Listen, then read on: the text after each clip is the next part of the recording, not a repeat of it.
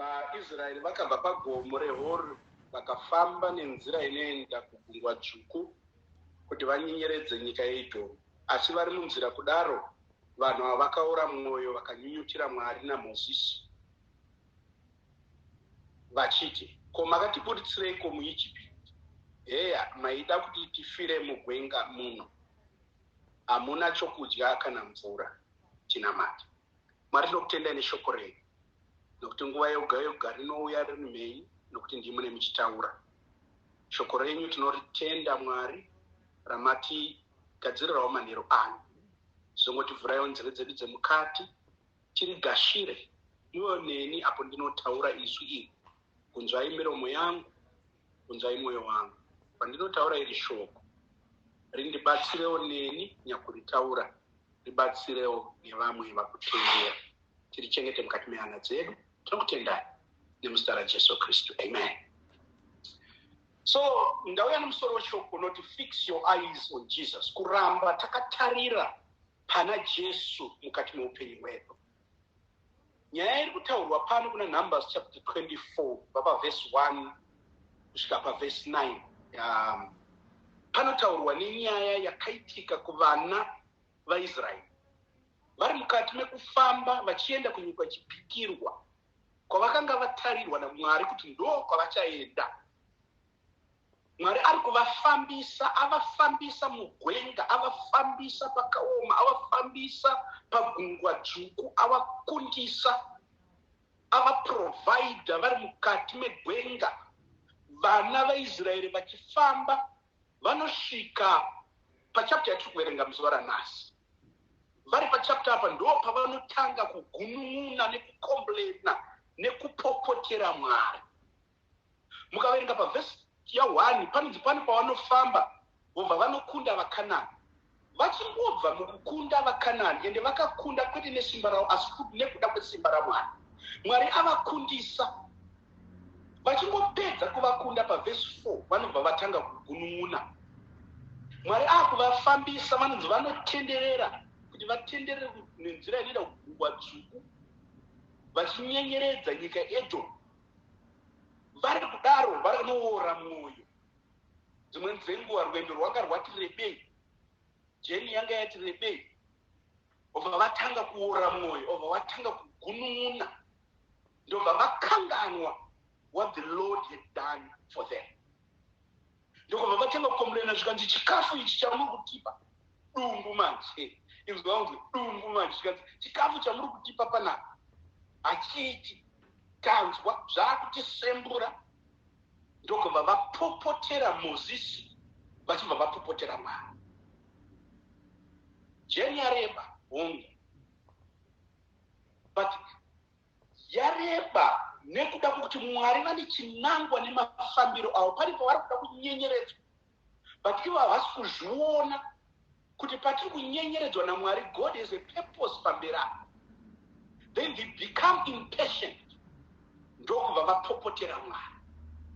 Muri kuona kuti pane chimwe chinhu chatinodzidza mukati meupenyu, kuti patience dzakakosha. Kuva munhu anotirira kwakakosha in every journey yeupenyu hwedu. But vana ava vakashaya patience, ndokubva vapopotera Mwari, ndokupopotera Mozisi. Munoona mukati meupenyu tikashaya patience tinosvika pakutadzira Mwari.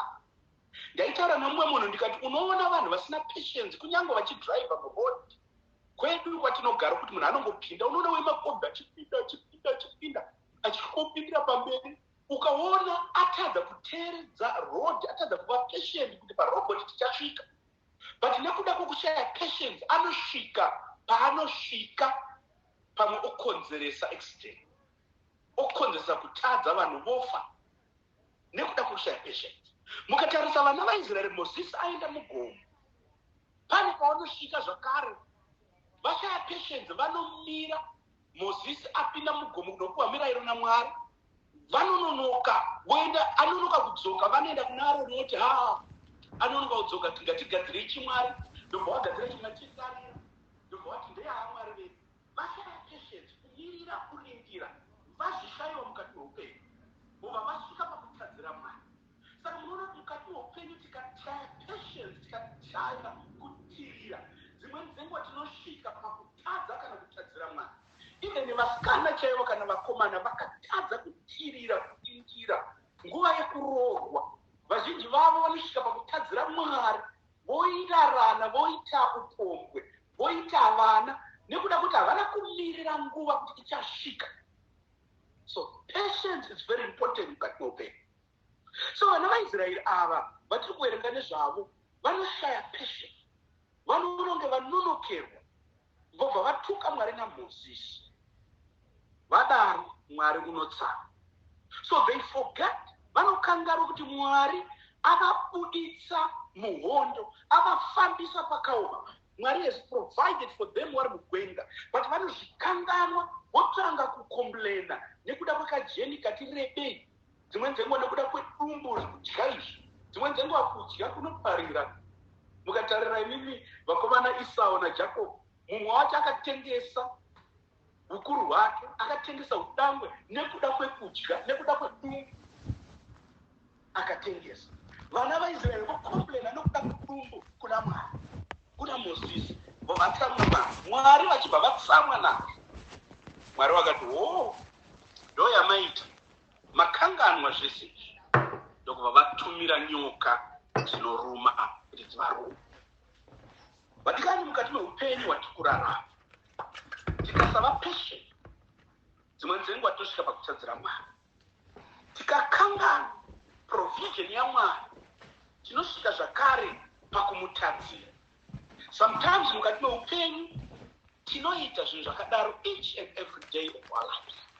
We forget the goodness and mercy of God. Mwari paakatibvisa nepatiri, tinokanganwa tasangana nekadambudziko kadiki, then we forget kuti Mwari pari paakatibvisa kuti tisabva atisvika. Tosvika pakumutadzira.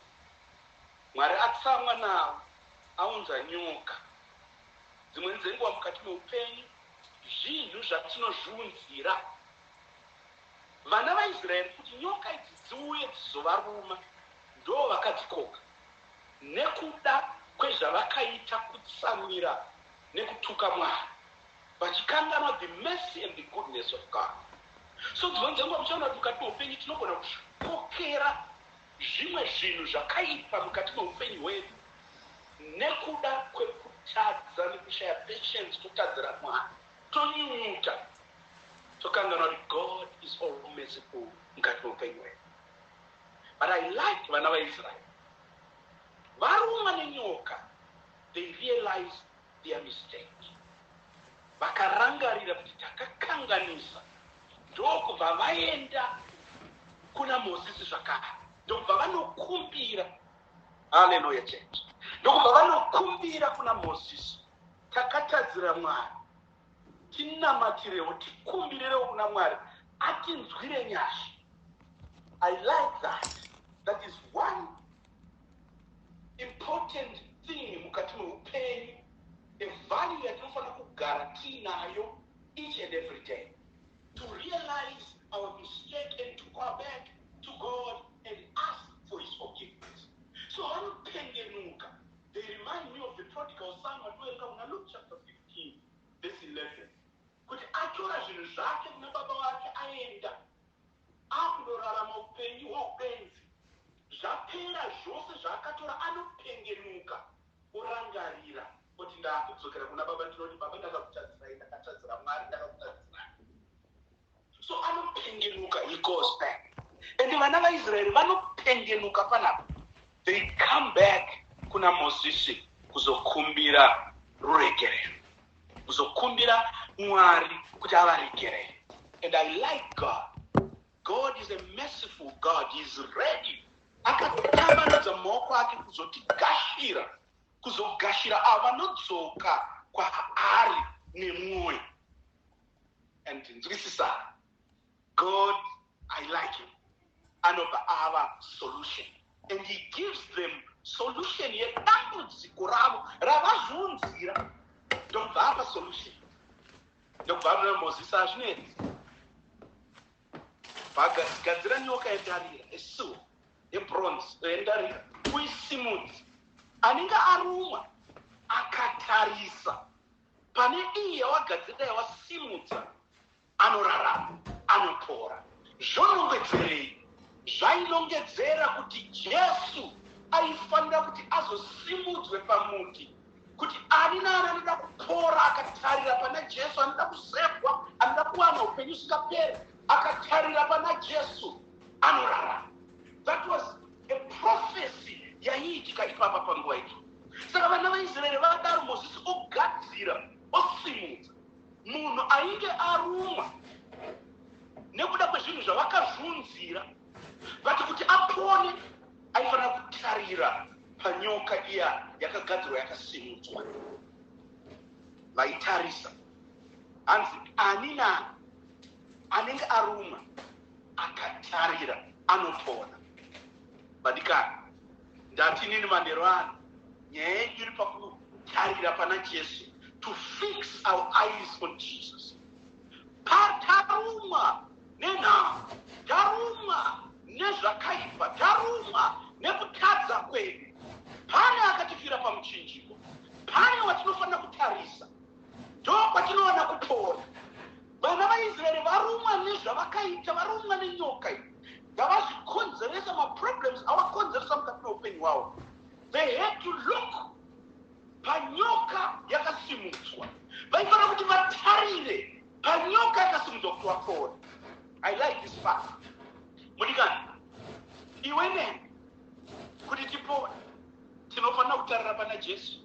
Our eyes must be fixed on Jesus. I like this part. Shoko raMwari rataura kuti vanhu ava vapone. Arumwa ndiye aifanira kutarisa. Zvorova kuti iwe neni kuti tipone, iwe wega dunga munhu ndiwe unofanira kutarira pana Jesu. You must fix your eyes on Jesus. Nobody salvation. Hautarisirwe nemumwe munhu, nzwisisa mudikani, hautarisirwe nemumwe munhu. I'm looking at these people. Dai sekurumwa kwavakaita mumuhombanya, damaita ndarumwa nditarisirei aifa. Mumwe akarumwa akaenda kuna mbuya kuti ambuya nditarisirei pai aifa. Zvaida kuti ani naani anenge arumwa otarisa ega. Zvona kuti nyaya yekunamata dunga munhu, for salvation to come, idunga munhu. Warumwa ndiwe, anotarisa ndiwe. Hautarisirwe nomumwe munhu. Hautarisirwe nomumwe munhu. Nobody anokutarisira pamuchinjiko. Nobody. You must come to Jesus and accept him as your Lord and Savior. Mukati meupenyu hwako wega. Hakuna kuti mbuya wangu ndini vanonamata, sekuru wangu anonamata, baba wangu mufundisi, baba wangu mubishop.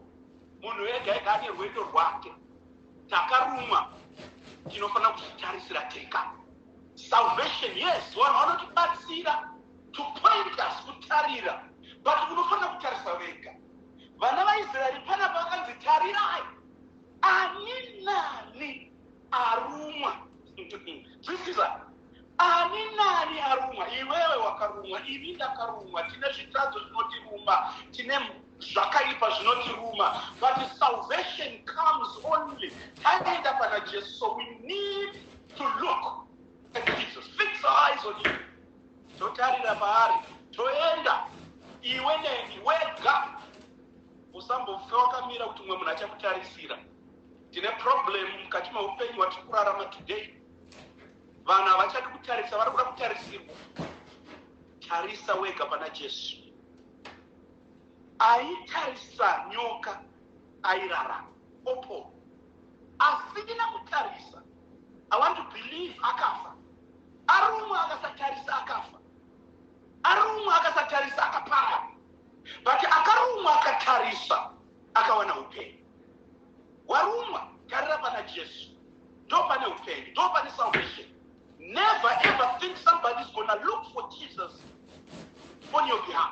You have to do it yourself. Mukona tiri mukati menyika dzatiri kurarama. Sometimes we might forget.